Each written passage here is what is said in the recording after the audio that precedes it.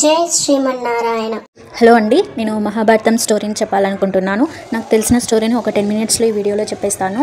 ఈ వీడియోలో ఏమైనా మిస్టేక్స్ మాట్లాడితే కామెంట్ చేయండి, నేను తెలియని దాన్ని తెలుసుకోవడానికి ట్రై చేస్తాను.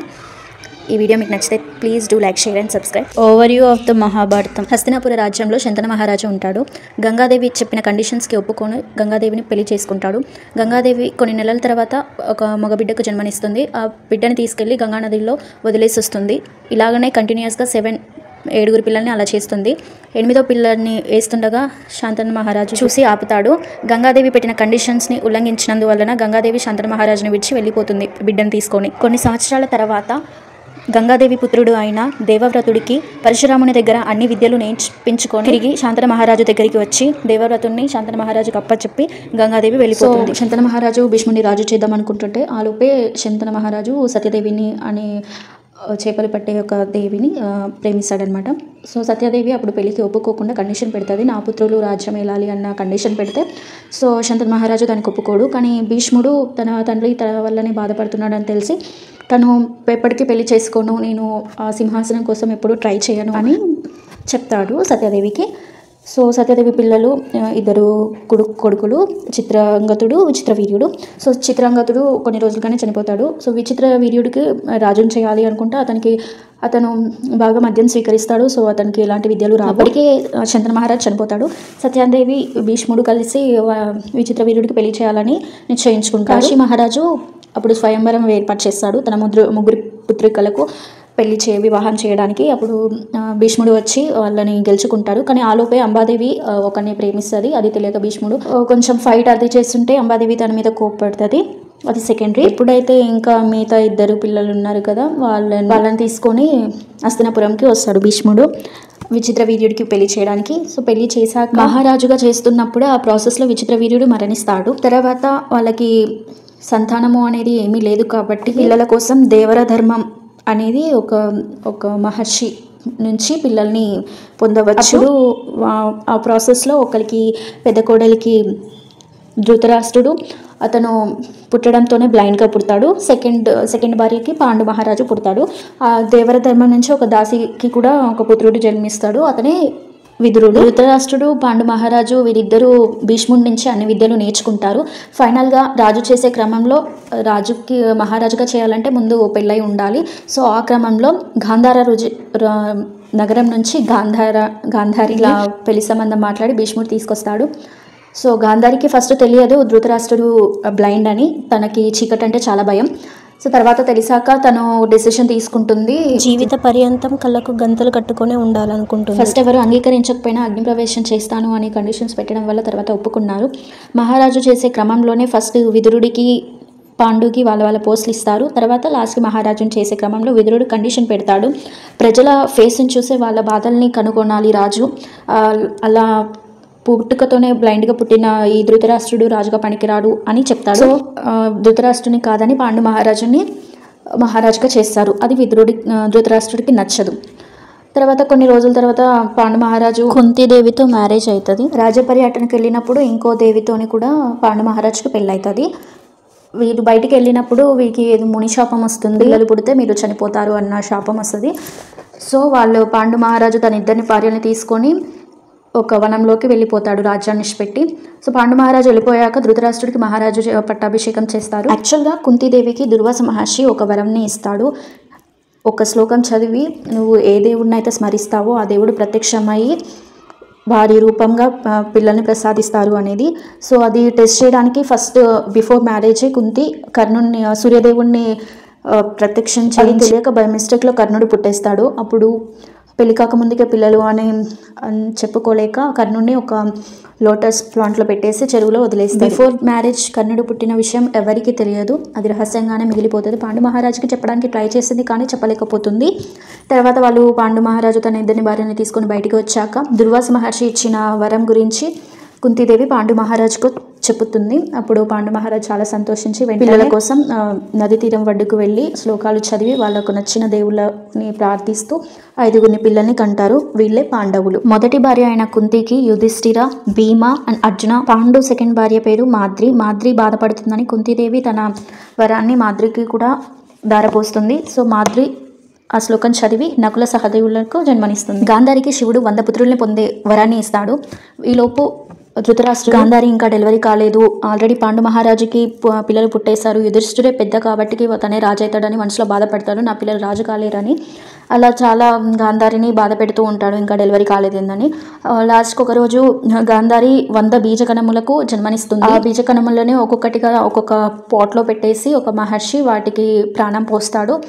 ఒకరోజు 100 మంది పుత్రులు పుట్టేస్తారు, వాళ్ళే కౌరవులు. ధృతరాష్ట్రుని పెద్ద కొడుకు దుర్యోధనుడు. పాండురాజు తన పిల్లలతోనూ అక్కడ వనంలోనే నివసిస్తూ ఉంటారు. కొన్ని రోజులకి విదురుడు రాజమాత కలిసి అడవులకు వెళ్తారు పాండు మహారాజు కోసం. ఆలోపే పాండు మహారాజు చనిపోతాడు, మాత్రి కూడా చనిపోతుంది.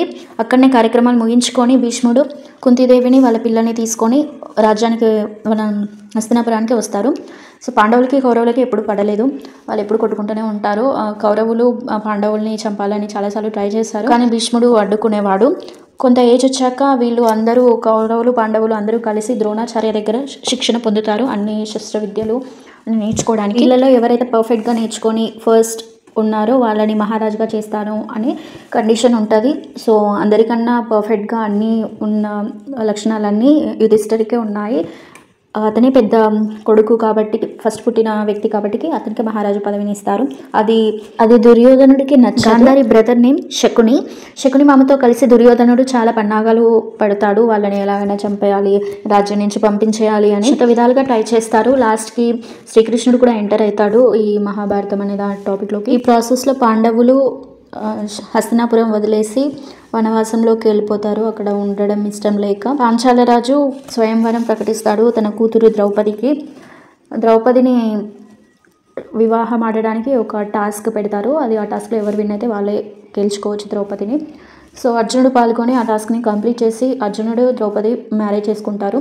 వాళ్ళిద్దరిని తీసుకెళ్ళి కుంతీదేవికి చూపిస్తుంటే కుంతీదేవి పూజలో కూర్చొని వాళ్ళకలి చూడకుండా ఏది అయినా 5 అన్నదమ్ములు పంచుకోవాలనే కండిషన్ పెడుతుంది. సో ఆ కండిషన్ వల్ల ద్రౌపదిని 5 పాండవులు పెళ్లి చేసుకుంటారు. ఆఫ్టర్ పాండవుల మ్యారేజ్ తర్వాత ఎప్పుడూ పాండవులు కౌరవులు కొట్టుకునే ఉంటున్నారు.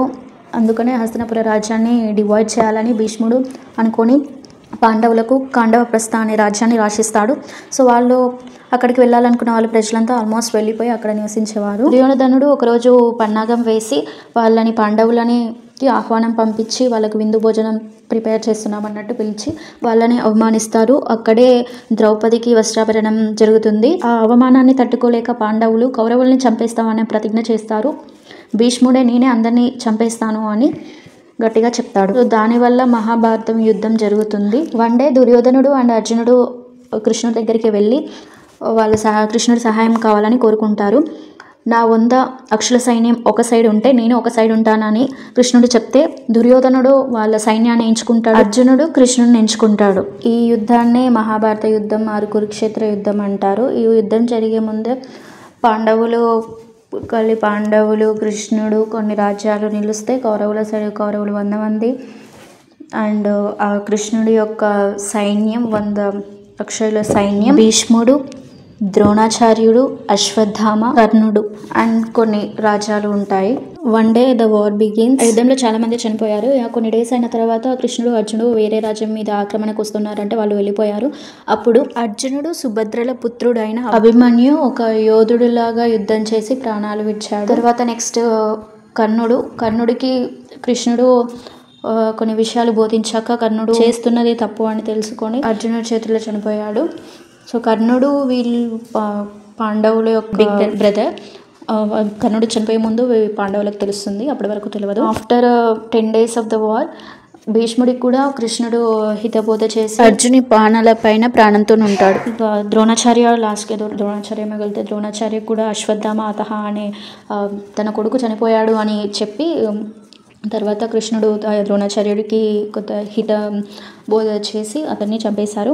సో ఫైనల్గా అందరూ చనిపోయాక లాస్ట్కి ధృతరాష్ట్రుడు పెద్ద సన్న అయిన దుర్యోధనుడు ఒకడు బతాడు. స్టార్టింగ్లో గాంధారి తన కళ్ళకు గంతలు కట్టుకుంటావు కదా, ఆ గంతలు తెరిచి తనకు వచ్చిన శక్తి దుర్యోధను కళ్ళు చూస్తే అతని శరీరం మొత్తం వజ్రాయుధం లాగా మారిపోతుంది. దుర్యోధనుడి చంపడంలో కృష్ణుడు ఎలాంటి హెల్ప్ చేయొద్దు అని బలరాముడి దగ్గర మాట తీసుకుంటాడు. తర్వాత భీష్ముడు దుర్యోధనుడు కలిసి ద్వంద్వ యుద్ధం చేస్తారు.